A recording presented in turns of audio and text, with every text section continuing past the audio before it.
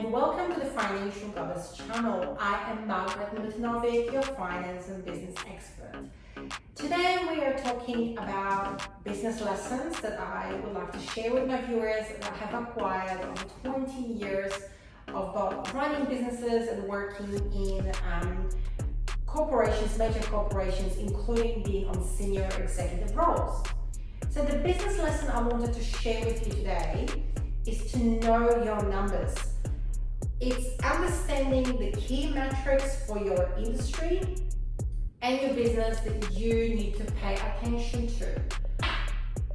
Over my years of dealing with clients, I have seen people on both ends of extreme. I had clients that would walk through the door that have no idea what their metrics are showing them, they have no idea what to track, and they treat their business the same way as if they're still employed for someone else. Money comes in, money gets spent out, nothing left to show for it. They have no idea how they are performing. They're happy with where they are, don't really care to improve, and they just come in, do their compliance, and see you later. On the other end of the extreme, I had clients that get so bogged down in the numbers and the analytical data that it causes them the decision-making paralysis, where they don't know which numbers are relevant, they don't know the meaning behind those numbers, and they're afraid of making the wrong decision. So one of the key lessons for you as someone that either is a successful business owner or wants to become a successful business owner is to know your numbers, but it's also equally important to understand the story behind the numbers, to understand why they are showing the way that they are. If you're a medium-sized organization, for example, you'll be used to your accounting person preparing a budget for you for the full financial year.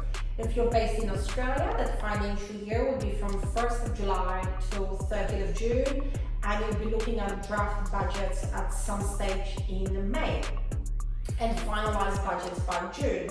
On the other hand, if you're one of my friends watching from America, your financial year is from 1st of January to 31st of December, which means around November next month, you would be looking at some draft budgets, and the final cuts will be by December, before everyone goes away for Christmas.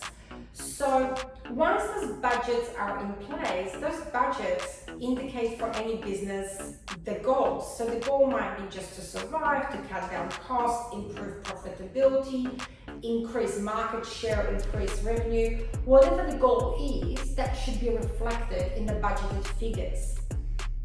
Once the budget is done, the smaller size organizations will have their accountant prepare the actuals against the budget on a quarterly basis.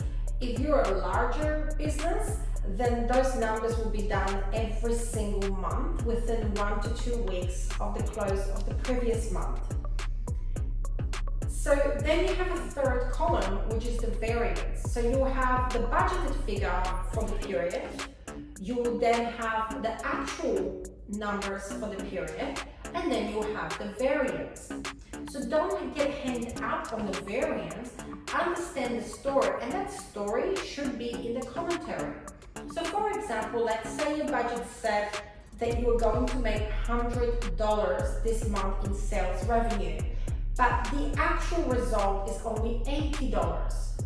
The variance column will be showing a minus $20, you're $20 short of what you have budgeted. Rather than being hung up on the number, you now need to understand the story behind the number. What is the reason why you've generated less revenue? And there could be many reasons, and those reasons will really guide your next step. They'll guide your decision-making process. So for example, it could be the reason that one of your sales guys is working on a really major deal, and that might take a few months to complete the negotiations and close a major contract. It could be that you had key personnel being off sick or on annual leave, or there was a lot of public holidays in between. It could be that maybe maybe there was a period of a shutdown or another economic variance. The Reserve Bank put the interest rates up, people panicked and they spent less this month. Whatever that is, your decision needs to be made both on what the numbers are telling you, but at the same time, what is the story behind the numbers? So you're not jumping the gun, you're not jumping to the conclusion, you're not acting on your emotions out of fear, anxiety, and panic, because that's an ugly place from which you're making the decision and you're more likely to make a mistake that you'll regret. But you're actually looking at the numbers, you're understanding the key metrics for your industry that you need to pay attention to, and you understand the metrics specific for your business based on your financial and business goals, as well as the maturity of your business. One of the interesting things I wanted to share with you as my viewers in terms of that sort of data and benchmarking, ATO here in Australia actually has what's called small business benchmarks, and they use that information to determine whether they should conduct an audit on you or not. So as a starting point, some of the key benchmarks that they look at your business's tax return are things like your turnover, your total expenses to turnover ratios, your rent to turnover ratios, your labor costs, so your salary and wages as well as own costs in proportion to your turnover, as well as your motor vehicle expenses. They track a whole bunch of other stuff, but this will give you a key point. And so they do that, and it's based for every single industry and the size of your business as expressed based on your annual turnover. And they do that based on collecting a lot of data from everyone's tax returns and their GST returns here in Australia. This sort of performance benchmarks are a great starting point for you if you don't know what you should be tracking. But once again, it's just a generic guideline, a starting point if you don't know what to look at.